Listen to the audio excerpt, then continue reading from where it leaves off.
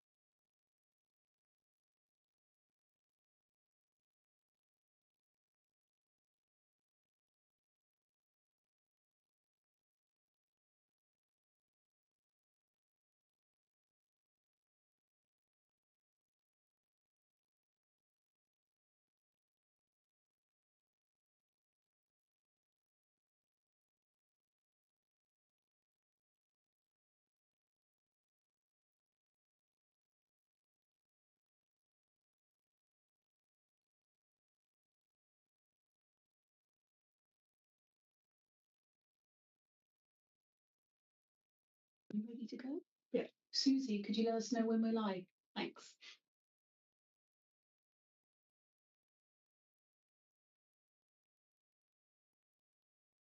Thank you, Susie.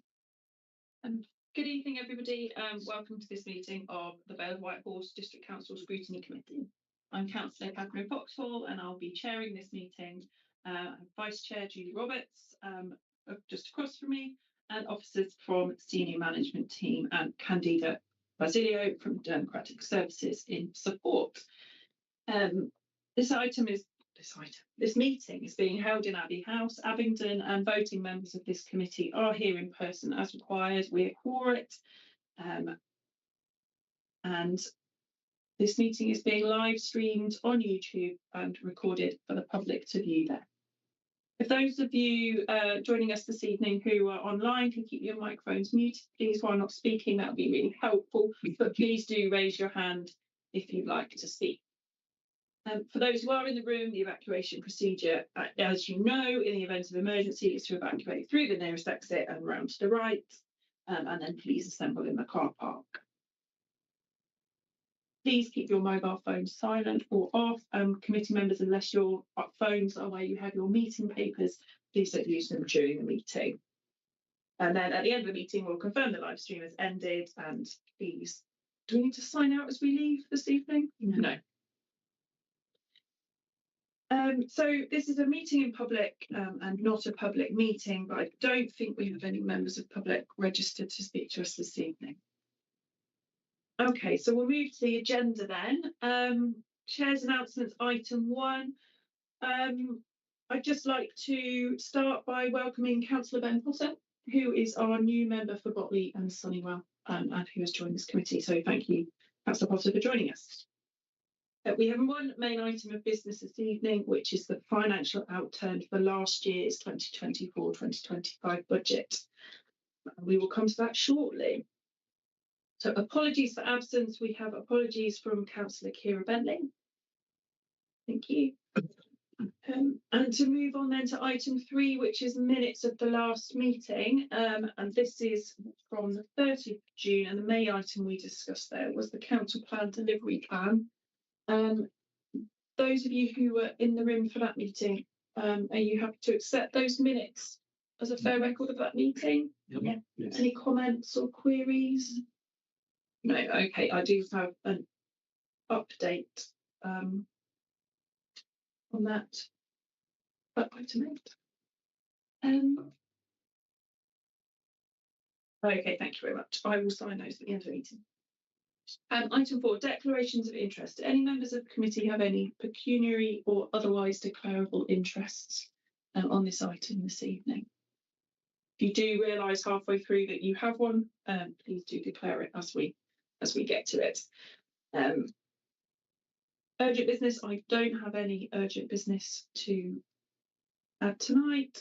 Public participation, item 6. We haven't got any members of public registered to speak this evening. So we can move on to item 7, which is our work schedule and dates for all Vale and joint scrutiny meetings.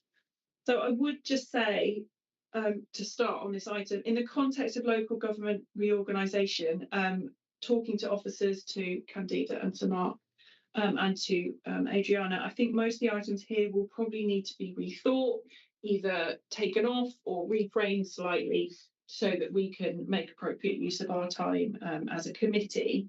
Monday the 13th of October, I have a work programme meeting scheduled in with Candida. If anybody else would like to join that work programme meeting, you'd be very welcome. I'm happy to share the invite, and that is, I believe, at lunchtime, isn't it? At some points. But if anybody's interested and would like to contribute, and particularly if any of you, or indeed your groups, have any proposals for items that should be added to our work programme, or whether existing items should be retained, please do let me know. But I think we're going to really tighten up a little bit, because we've had a couple of items on here for a long time that have just been single phrases or single sentences. We do need to understand what those items are and how we can scope them out, particularly with the kind of over the next couple of years. So particularly the item on housing or community assets, please do use the form that Candida's sent round. I'll send it round again. But please do use that form to start scoping out what kind of questions you want to ask, what kind of evidence we're looking for, what kind of discussion we want to have. And then we can bring it to officers and start to scope those items out.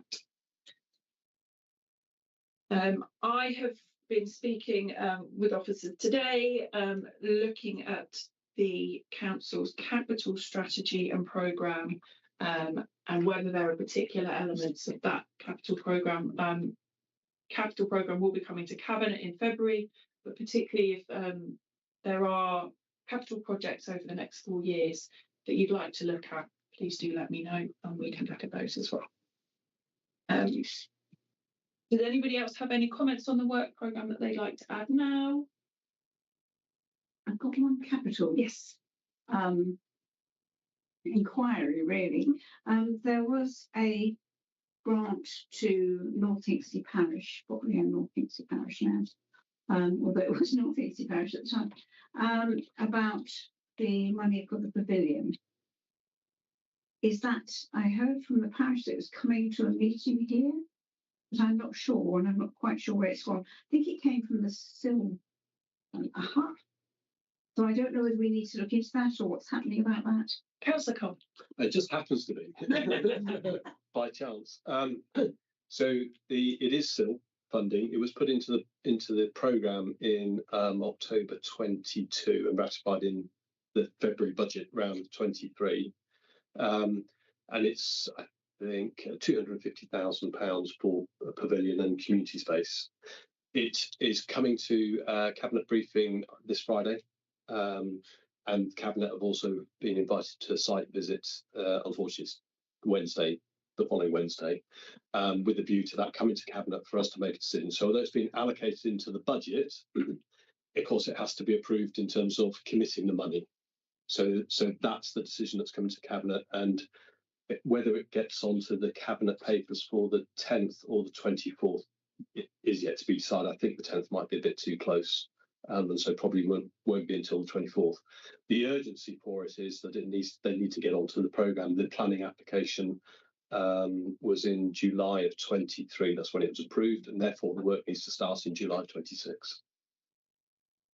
So is that on to go onto the cabinet programme, to be reallocated, to be to decide whether the money can be released? Discussed whether that should go forward and be correct. Yeah. So it's already in the budget, but anything that's in the budget doesn't necessarily mean it has to be spent. Yeah. So this would go to cabinet then to decide whether it's whether it should be allocated and agreed. Coming budget. Okay. Thank you. Thank you, Councillor Commons. So I think that sounds like that is a question that you can take offline to cabinet via that forum. Perfect. Thank you so much. Thank you, Councillor Commons, for explaining that one. Sure. Any other comments on our work schedule, work programme? As I said, any comments, particularly on existing items or on future items you'd like to see, please do send them to me, and we can scope things out with officers. Perfect. One comment. I wonder whether some of these might be put together as how would these areas be approached going forward in LGR? I was thinking like community assets, housing. There's quite a lot that actually, if you ask that question, would answer, what we're going to be doing about it. So yes, absolutely, it's a general hat. And I think as part of the work programme meeting, that's what we're kind of looking at is these items are clearly important. They're going to remain important to our residents. But the question is, how does that item, how does that package get sent forward in as good a shape as it can be on behalf of our residents? So yes, things like housing and assets. So thank you very much. So as I said, please do send me anything specific on that, and we'll make sure it's incorporated. Thank you, Councillor Ross. Yes, the item on partnership with ICB, I think possibly my question will later on will raise some issues which we could discuss at that meeting, particularly how the financing of ICB and the district at the moment works. All right. I think the thing about the ICB is it's stayed on our programme because of a specific issue with the overlap in the western part of the district. So it stayed on our programme simply to keep it visible with the overlap with Swindon and Wiltshire. I think that's why it's on our programme. So if there's another reason for that to be on our programme, then let's definitely talk about that. Okay. Yes. Yeah.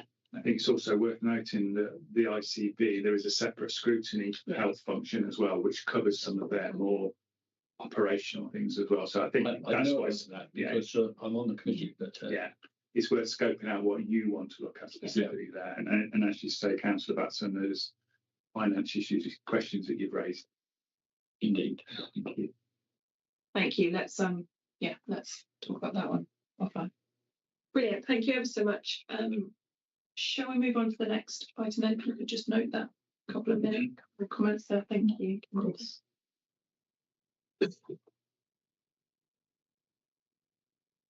Right, so item 8 is just updates on recommendations from previous Vale Scrutiny Committee meetings. So I've just got a comment. Thank you very much, Candide, for passing this comment on.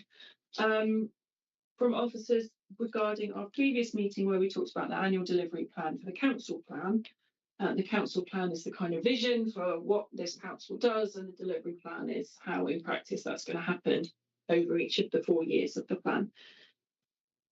And so officers say annual delivery plans are in the final stages of design. The design includes a new icon for direct delivery, as was requested at the Vale Scrutiny meeting. You'll remember there was some discussion about the raised fist, so I'm really happy to hear that that's being taken forward. We expect the delivery plans to be published on the council website at the end of September, early October.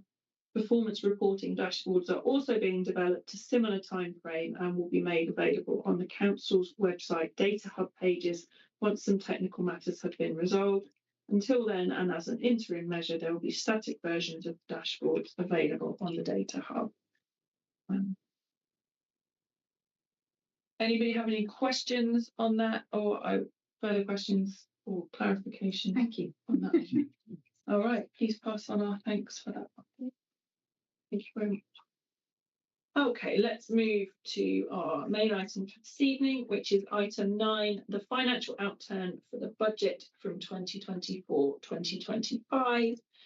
We are being asked or recommended to note the overall outturn position of the council from the last financial year, as well as the outturn of individual service areas. It is, of course, always within our remit to make recommendations to Cabinet if we feel that there's anything pertinent that should be taken into account for budget coming forward. So, Councillor Coleman, can I please ask you to introduce this item and welcome to the meeting? Thank you. Thanks very much, Chair. And I apologise for my voice. I'm not being emotional, although I do find finance an emotive topic.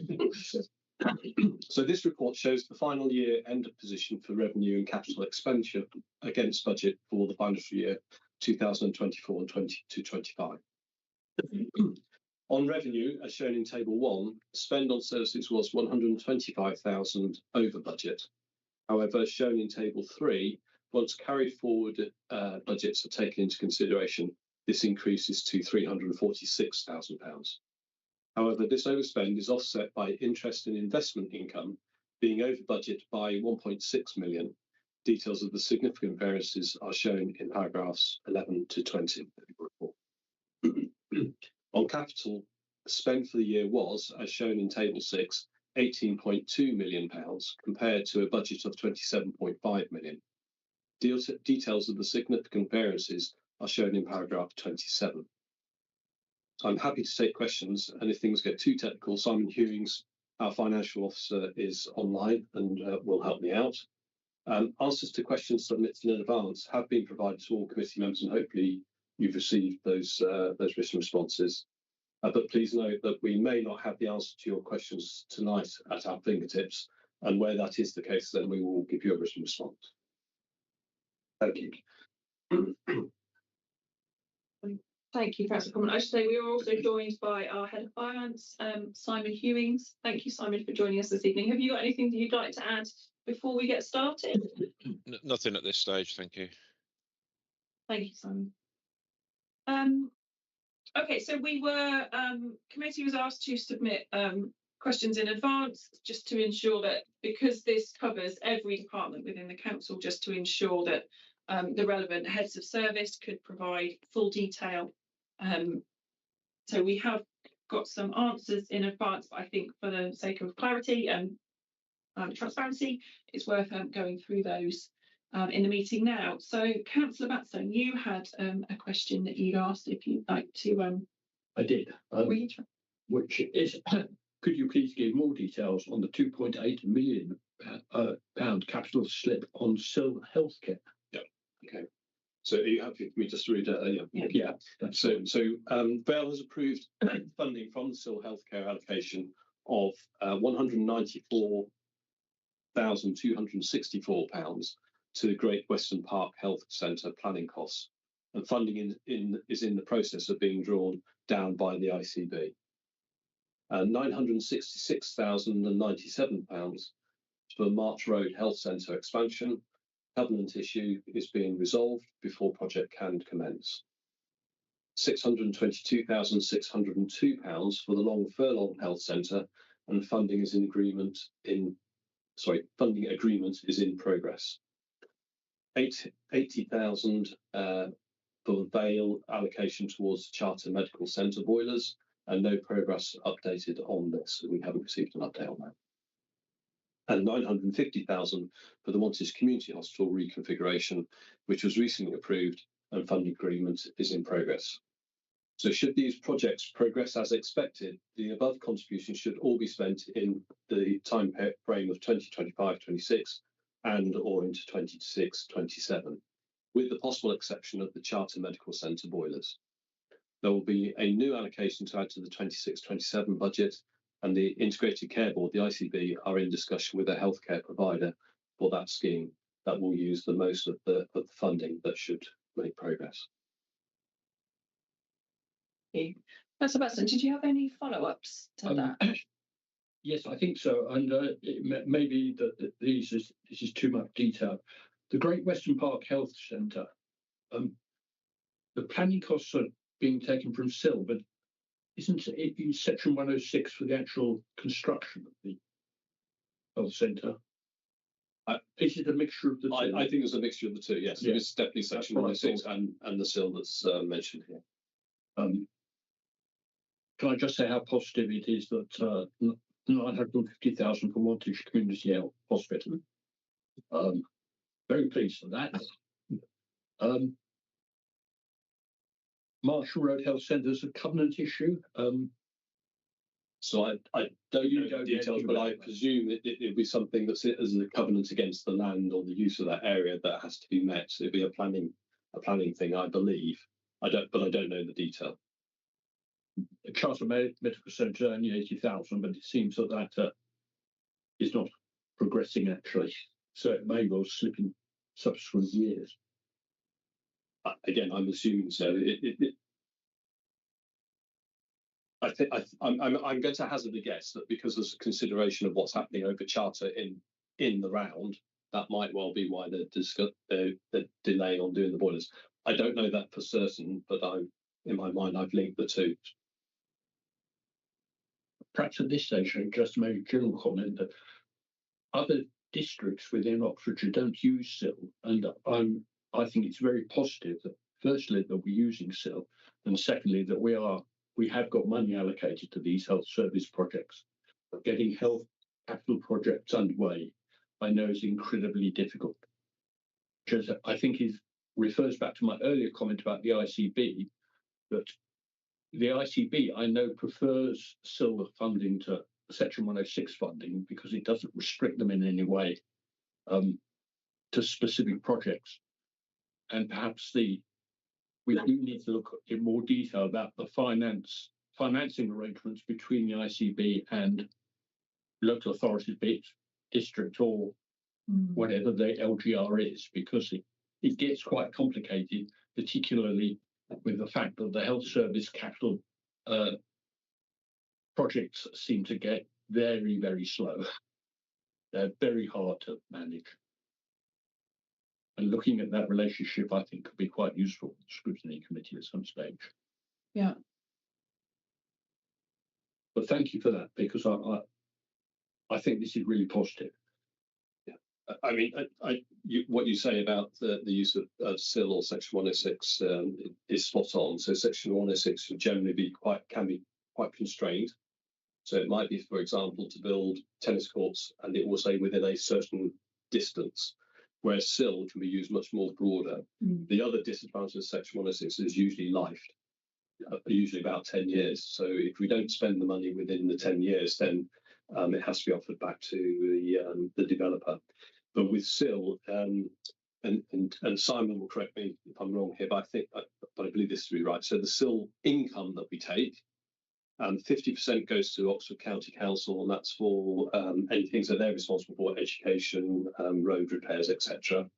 20% goes to public health, and the remaining 30% comes to us and is divided then to the local parishes as well. And depending on whether the parish or the town council has a neighbourhood plan, depends on how much they get. Does that sound about right, Simon? Mostly. So the parish bit's taken off first. So depending, as you say, depending on whether they've got a neighbourhood plan or not, determines how much percentage they get. Then we take a 5% admin fee, and then the 50, 20, 30 apply after that. Yeah, so they get 15% if they don't have a neighbourhood plan. They get 25% if they do. Yeah. That's what. Since you're discussing SIL, I thought I'd raise. Is it worth us looking at the SIL spending strategy? As I know that since the decisions were made on that strategy, the spending of the 20% to health has been, I'll use the word challenging, and whether we have thought about changing that allocation, because the original idea was very much the previous administrations basing it around 106 money split, but actually it's not the same when it comes to health because we don't have the same relationship. again, so Simon will put me right where the bits I've got wrong here. But we have considered redoing the SIL strategy, but the problem we have is there isn't sufficient income coming through anyway that's not already been committed, and so therefore changing the strategy is almost like creating more work than we wouldn't actually get to be able to implement the strategy because there is no additional SIL. Yeah. Thank you, but I feel like the point that Councillor Batstone was making is really important, is that actually as a council that does use SIL for healthcare, when we're looking at LGR, making sure that that philosophy and that approach is taken forward actually is something that we could push. Yeah, I mean, we're verging into the permissions of the next administration, whatever the unitary is, but we can offer what we believe to be best practice, but then it will be down to that unitary shadow council to determine what their policies will be. I fear we're straying away from capital outcome. We are. Simon. I was just going to comment. LGR was mentioned in the context of that. I mean, I think it would be an interesting, at this stage in proceedings, I don't think there's much merit in changing the strategy this close to LGR, also for the reasons Councillor Coleman gave. I mean, clearly, the lots of the money under the SIL strategy goes to the upper tier authority. Well, in 3 years' time, there will just be one authority, so it's probably more appropriate for the successor authority to decide what to do with that strategy. Thank you, Simon. All right, let's drag us kicking and screaming back to the outcome. So just to continue with the questions submitted in advance, and then we can come on to other questions that I know the committee have some. So I had a couple of questions that I asked. The first one was on paragraph 17 regarding finance, where it mentions a very favourable variance of 292,000 due to high court fee income. Now, had this been Squash Court income, I queried what kind of courts was this income coming from. It's not coming from Squash Court. It's coming from legal court fees in respect of non-payment of council tax and business rates. I was trying to find a better phrase than "this gives me the ick," but I haven't found one. But this kind of, I feel very uncomfortable, the idea of talking about a favourable variance of money that's come from court fee income from our residents. Again, Simon, correct me. We talk about favourable variances in terms of it's above what we anticipated. It doesn't mean it's a good thing. Sure. Because actually your budget should be balanced. So you should never be either favourable or unfavourable. But favourable just means that we had more income than, more revenue received than we had anticipated. So given that it's coming from non-payment of council tax and business rates, it's quite a lot actually. It's quite a lot of money. So I was just interested in, could you explain a little bit more about why this was so much higher than we anticipated? Perhaps what kind of happened there to make that so much higher? Okay, I think we'll probably need the heads of service to be able to answer that, but I do not know the answer, unsurprisingly. I'm not sure whether Simon will know. I think there's a couple of things just to sort of perhaps reassure committee to start with. I mean, taking people to court for non-payment of council tax is a very much a last resort, and there are all sorts of mechanisms and options before we get to that stage. And we should also bear in mind that this is the council tax collection on behalf of all of the county council, the police and crime commissioner, the parish councils, and ourselves. So council tax income and business rates income are well north of £100 million for Vale that it takes in. If only we could take that money ourselves, it'd be be a different matter. But most of that money we collect goes elsewhere. So I just want to contextualise the sum. What we observed, I think, there's a couple of things we're observing. We're observing, I think, a bit of catch up, and it seems strange to talk about COVID, but we're still catching up after COVID. We had a lot of we've effectively relaxed all chasing during COVID and for a period after, and we've ramped that up, and I think we're still seeing the impact of that in terms of very relaxed chasing and people didn't pay and we've had to chase them to carry on. We've seen that. we're also seeing, unfortunately, a rise in people who are deliberately trying not to pay. I mean, I think that we would all make a distinction between the can't pay and the won't pay. We will do everything we possibly can to assist the can't pay, but I think the won't payers, we should be proceeding as much as possible with those, and we are seeing an uptick in those that we are progressing to the full extent that we can. Thank you, Simon. Yeah, I would certainly make a distinction between, you know, large businesses who aren't paying business rates, and that's really not fair to families who are struggling with council tax. And I, you know, in my ward work, my casework, in supporting a family who have really struggled, and actually seeing the impact of the court fees and the fines on that family. So that's why I found it particularly hard to, or I was thinking of them as I was reading that figure, and so thank you for explaining that. I think the catch up is useful to understand.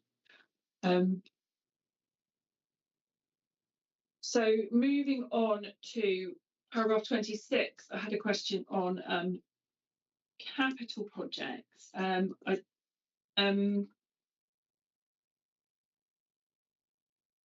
Thank you for your answer on this. So my question was, I think we all appreciate that underspend on capital projects is pretty usual and pretty normal, but I think we're all conscious in the current context of LGR about rolling over funds. Actually, we don't have that many more years to roll funds over. And is there any risk to deliverability of projects as a whole? Can we use this financial outturn to really highlight anything that is potentially an issue? Officers that come back and said there isn't any entry that immediately looks to be in doubt over whether it should proceed due to LGR. But Councillor Coleman, if you could add any comments on that. Only really the same as the reply you've got there. So there's none that have rolled over that we feel at the moment are now going to be at risk because of LGR. However, you know, it is incumbent on us at all times to review the budgets. And as I said at the beginning of the meeting with the with reference to the pavilion at Botley, the money goes into the programme, but that doesn't necessarily mean it is now committed. You know, and so we have to, for best value, review the budget every year to determine whether something should or should not be in the programme. And that also then protects us from you know, a good idea that went into the programme perhaps 3 years ago, where now we have a new requirement, might be to protect a building that's, you know, it's got a major hazard to it, which would, if you like, gazump the earlier price. So we always have to go through and review the capital programme anyway. But at the moment, I'm not aware of any projects in the capital programme that are at risk because of a delay past LGR. Thank you. Has anybody else got any questions they want to ask about capital projects at this point? Because it's quite a big element of that report.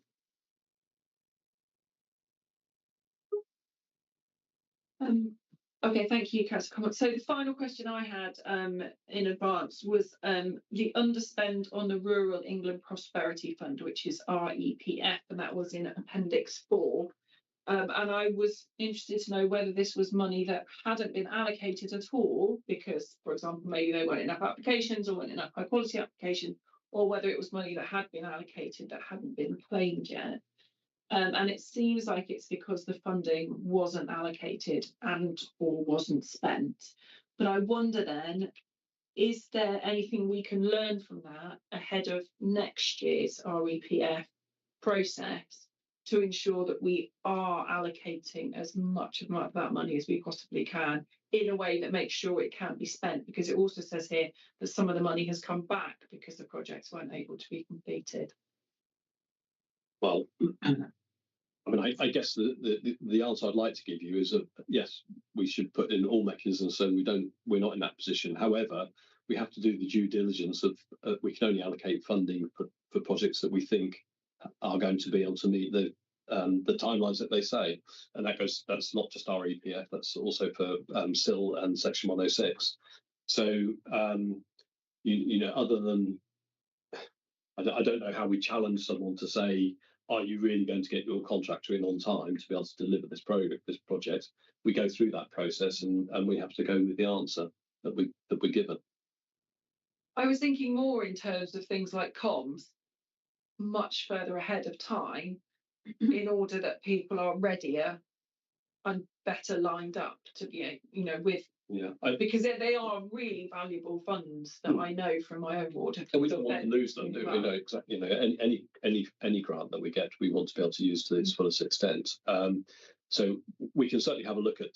This isn't really within my portfolio, but I will take a note and we will have a look, see whether we can improve comms. I don't know when it says that we didn't have sufficient allocated, whether that meant that people had applied, but they just were not appropriate projects.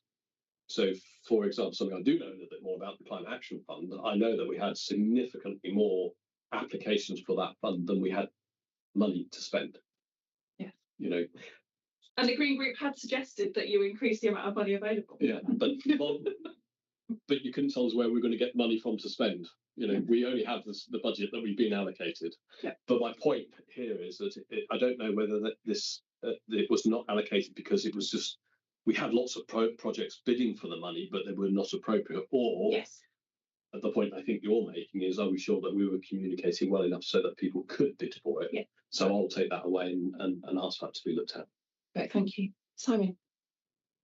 I was just going to comment because my recollection of the UK Prosperity Fund is a pretty short notice offer of the money. Obviously, the offer of the money is very welcome. It was pretty short notice, but I think quite critical is it absolutely had to be completed by the 31st of March 2025, or the funding wouldn't be forthcoming. And as we all know from our own experience on capital, actually, in particular on projects, guaranteeing that you can spend the money by that date is quite challenging. So I think, as I think it refers to in the note, I think there were lots, and I don't think we were alone. I think there were lots of pushback. Please, we can do more with this money if we can be more accommodating to members, and the response was no. So I think that would be how we can do this better. I think there's probably feedback for the grant giving body that they could actually make it more easy. You could make it easier for people to apply and have certainty that they can actually deliver their projects. If the project gets derailed through no fault of their own. Thank you, Simon. Yeah, no, I think that would be really valuable, and perhaps Cabinet might be able to I'll take that away as well. Colleagues, see what he can do. Perfect. Right, that was the end of my questions. Are there others? Councillor Matheson. Thank you, Chair. I had a question about the revenue outturn. This is paragraph 18, housing and environment. Adverse variance 624,000, and I know the reasons I touched on in the report, being the new garden waste scheme primarily. I was just hoping you could expand a little bit on the reasons for the difference and assure us that this would essentially be a one-off. Yeah. So the for the garden waste, you might know, we were billing people from the month that they applied to join the scheme. So that could have been January all the way through to December, and they were paying for that year. What we have now done is bring everybody to starting the same financial year, which is the 1st of April. What that therefore means is that we've had that accrual problem for the final part of the year, which then equates for why we will be overspent for this year. Excuse me. But for next year, because we will have been into the second year of the programme, that should not be the same issue. Thank you. So technically, we're not really losing the money. It's again, Simon knows all the right words, but it basically means that the money is coming in the wrong year. Yeah. That's all right.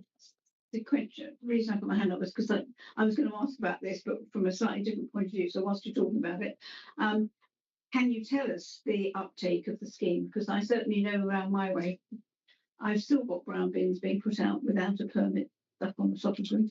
And I'm wondering whether, if we have had a reduction of uptake, some of it may still be that people are just not aware that you need to pay for it by a different system. there is a greater uptake, but it's not my portfolio any longer. So yeah, it does fall slightly into my area because I cover customer services and they deal with the front end of the process, Councillor Roberts. Yes, there has been an uptake. I can provide you with the numbers after the meeting, but we have significantly increased the people paying for the service, which was always one of the issues that we had with people, as you described, putting bins out without having paid for it previously. Doesn't mean we've got to everybody yet, but we will continue to do that. And the process will be if BIF or CF in without a legitimate in-date permit, they will not collect it. And they'll tag it to say you need to contact council to get that sorted. Mine are not being tagged. So you can tell me the areas, I can pass it on to my colleagues. They are I've had a few people going, collecting them. But we I got tried to tell them, but we launched the scheme towards the 10th of March from memory, and by the last time I looked, which was towards the end of August, we had increased the numbers on what we were expecting. So we were above I think it was 61,000 or more permits across the 2 districts. I think some of those are people who said they want 2 bins. Yeah, that's included in yes, that. Which means that some of the ones that had 1 bin, but possibly weren't paying for it, are not back in the scheme. We will keep on that process. Councillor Delhouse. Thank you, Chair. Yeah, I had a very similar question to Madison. But perhaps my question was, which came out as you were discussing, so new joiners to the scheme, do they pay pro rata until April? So we're into the new scheme now, which starts on the 1st of April of this year. But those people, say, for example, who had paid from January, never did public maths, January 24, they would have been billed in January 25, but they would have been paying pro rata to get through to the 1st of April. Now that therefore did cause some confusion for residents who were saying, why am I now being charged at X pounds when last time I was only charged £20? But you're only charged for 3 months. And also to add to that, we prorated that right down to the start of the new launch of the permits in March, as I say. We've also introduced councils. You've got a full price permit. If you apply from April to the end of September, and from the 1st of October to the end of the financial year, you paid 50%. And that was part of them introducing the scheme, because we recognise that not everybody's getting the full year benefit from that. Yeah. Thank you very much. Other questions? Councillor Potter, did you want to ask about Treasury? Yes, actually, if I can, and it may be that this is not within the scope of this committee, but I noted that the Treasury Management investment income was 1.6 million over budget, which is good, but it, I suppose, but it highlights the risk of that income or those investments underperforming, and I was curious about how the risk of those investments varying is managed. Right. Well, that doesn't. I don't think it does come under this report. They'll come under the Treasury Management report, which goes through the audit, joint audit and governance committee. Okay. However, it is balanced on risk for the. We have savings investments in a number of different areas to try and offset that. And the reason why it was so much higher this year is because we had anticipated interest rates to be going down. And of course they did, but not to the degree that we anticipated. And so, what might have appeared to be quite a conservative view of what the income would be a year ago, actually now has been proven well. It definitely was conservative because the interest rates didn't go down, but that was probably because inflation didn't go down either, and the Bank of England determined that they were going to keep the interest rates at the level it is. And of course, next year we'll be going through the whole discussion again as to what we think that interest rate will be. Yeah. Thank you. Thank you, Councillor Comp. No, I think it's an important point that although the Treasury Management does have its own report, is that actually it does, as Councillor Comp said, highlight how delicately balanced really the budget is and the significance of that element to the whole picture that we're looking at. Simon, did you want to add anything to that? I think it's mainly been covered. I mean, I think that the governance around Treasury Management is definitely the remit of the audit committee. So in terms of making sure that the councillors are satisfied that investments have been done prioritising security over liquidity and yield is very much the remit of the audit committee, and I'd recommend the councillor perhaps has a look at the Treasury Management Outturn report that went to the committee, because I think you'll probably find answers to his questions there in terms of the sort of risk of that. The point around the impact on the budget is well made. I mean, I think also, I mean, again, a knock on of some of the capital slippages, we had more money to invest that we could earn more money on as well.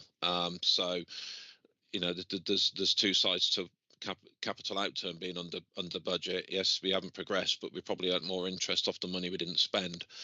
But I think it's something we are very mindful of paying. I hesitate to say we were too cautious, because actually that's entirely what we should do with a Treasury budget, is actually be cautious. But I think this is probably about the second or third year in a row where we've thought that interest rates were going to fall sooner than they have, and they haven't. And I think we probably need to rethink carefully what exactly we think interest rates will do when we set next year's budget.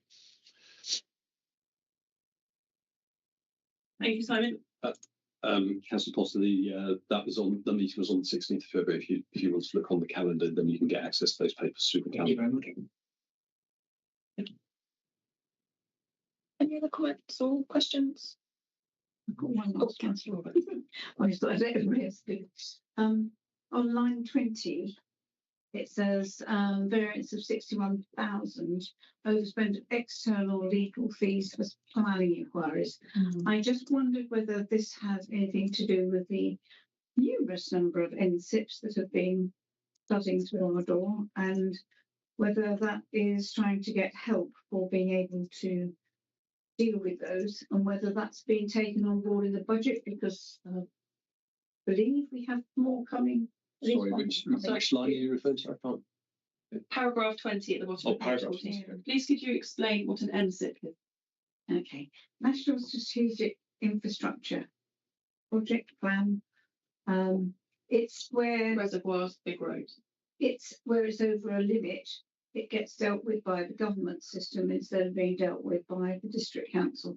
However, the district council is a strategic partner and has to answer several times. Yeah. And therefore, you know, it's, yes, CESRO is one we know of, and that's sequentially going through. We've also got Botley West, that's sequentially going through, and it requires a huge amount of planning officer input every time.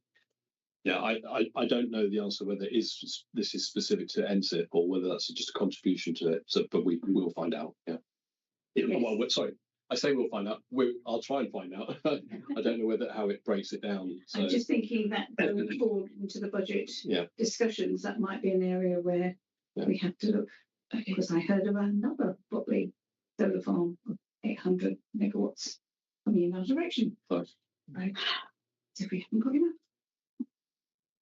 So that's perhaps a query / suggestion that we can put forward for this year's budget process is to make sure that those are being and also the current administrative government is definitely heading towards supporting those kind of projects, and therefore not only do we know some knowns, we probably don't know some unknowns.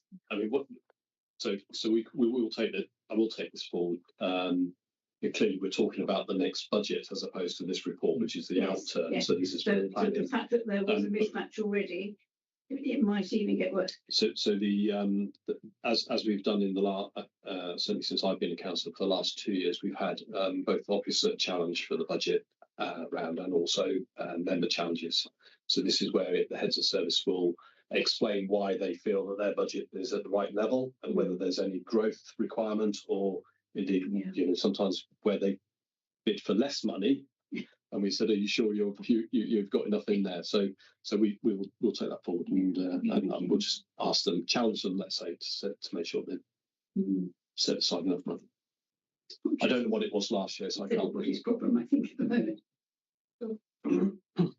Thank you, Councillor Common. I would just like to ask you, just finally, as new cabinet member of finance and obviously looking at the budget, having read this report, how do you feel about our kind of general financial state going forward? Is there anything in here that you're thinking, oh, we're going to have to look at that bit more carefully? Not from the outturn report. I mean, I would agree with exactly what you said about the capital costs, and it is something I commented on and said, why have we had such a significant underspend on the capital cost? And what worries me is not so much the LGR bit, but eventually, if you roll forward something for 1 year from one program and 18 months or 2 years from another program, they eventually will get delivered at the same time. And do we have sufficient officer capacity to be able to deal with that in terms of letting contracts? So that's one of the things that worries me. But the answer came back was every local authority is in the same position, and it's better to, including in SIL actually, coming back to that, we will over budget on the SIL, knowing that we're not going to be delivering everything. So we won't, we're not committing, we will try and bid for more than 100% of the SIL, on the understanding that some of those projects are not going to come about.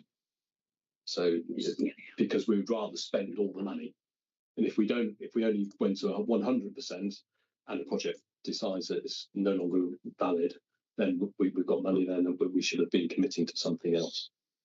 In terms of the revenue costs, we did have some gap posts which we've now, hopefully we've managed to fill. We had some on the legal side as well that Mark will be aware of in terms of those bills and specialists. Sometimes it's not just that having and police officers, I don't mean this in a derogatory sense, it's not just having somebody sat in the seat, it's having someone with the right qualifications sat in that seat. And sometimes those qualifications are not required on a day-to-day basis, but they are required for a specific project, and therefore we have to buy that expertise in. Now, where we can predict that that's going to be the case, then we should put that in the budget, but sometimes we can't predict it, and therefore we end up with an overspend. So I'm not worried by what I've read here. I am worried about other things like Fair Funding 2.0 and the floor levelling that we will get, that we are anticipating, which will not bring in as much we think now for our agreed settlement, and therefore there's going to be less money to start off with. I'm hoping that the inflation rate goes down for the country's sake, which then means that the interest rate comes down, which is good for people trying to buy property, but of course that reduces our revenue, and therefore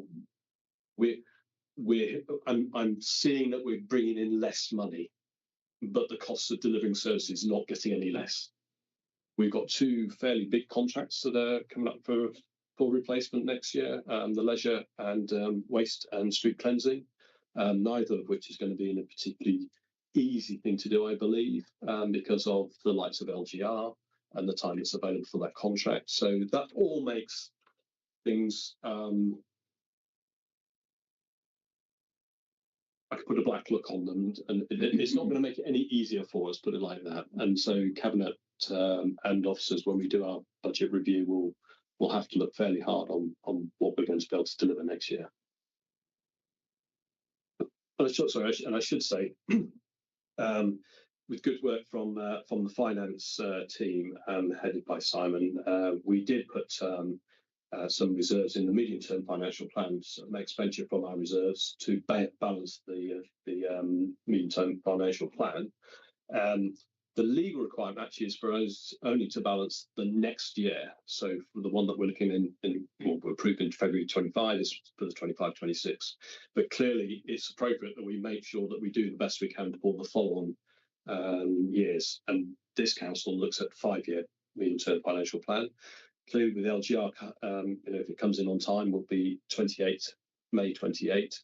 But the feeling that we have at the moment is that we will still go with a 5-year medium-term financial plan, even though that would be into the next administration or replacement administration, because we should be handing over something that's viable. There isn't just a cliff edge where we can say, okay, district council doesn't exist after the end of May, and therefore we don't care what happens after that. That would be bad. Yeah, absolutely. Thank you, Councillor Common. Okay, committee. So we are recommended to note that overall outturn position of the council in 2024-25. Are we all content to do that? Yes, I think as well as noting, we can thank Councillor Coleman and particularly thank the finance team for all the work they do all year round. I know I've seen something of what an enormous project it is every year to create these budgets and to make sure they balance.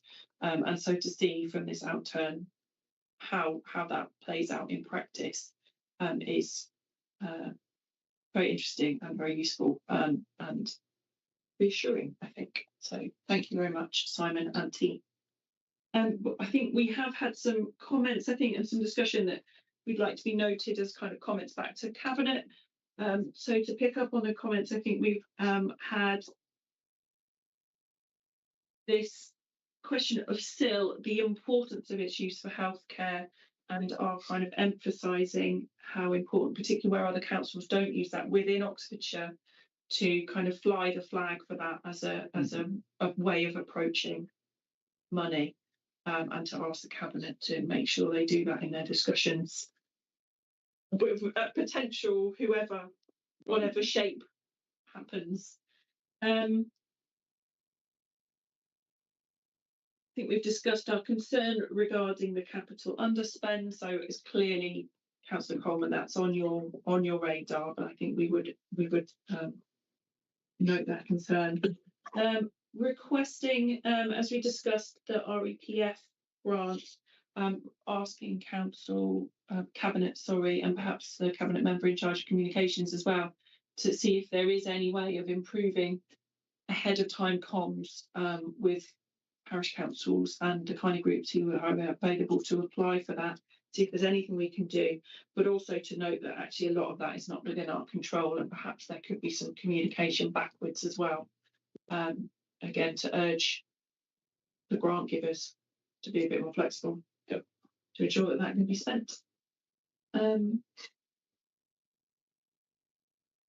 I think the final point was the one regarding national strategic infrastructure projects, and given the number of large projects in our area, whether that needs to be looked at in the budget coming forward. If you're happy, I don't want to change your wording, but I think I would rather view that as the legal requirement for all projects coming in, rather than just sticking to national infrastructure. Yeah, sure.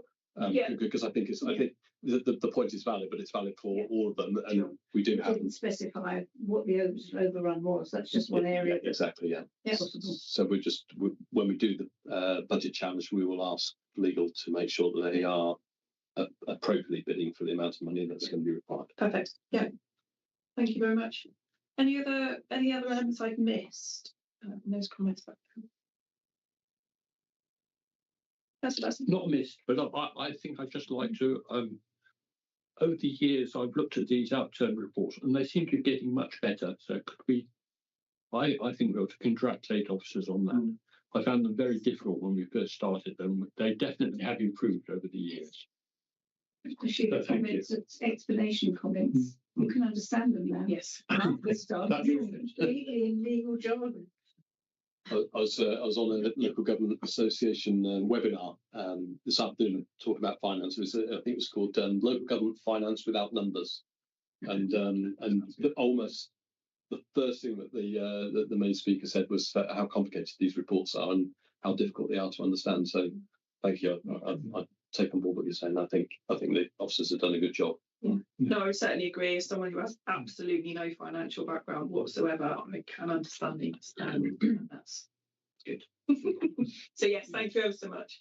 I'd rather have a magic wand than make the figures better, though. I'd be happy not to understand it, provided we had sufficient money. Yeah.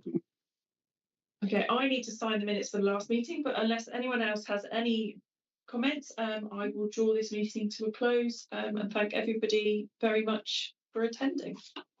Thank you very much. Thank you. Susie, we can end the stream, please.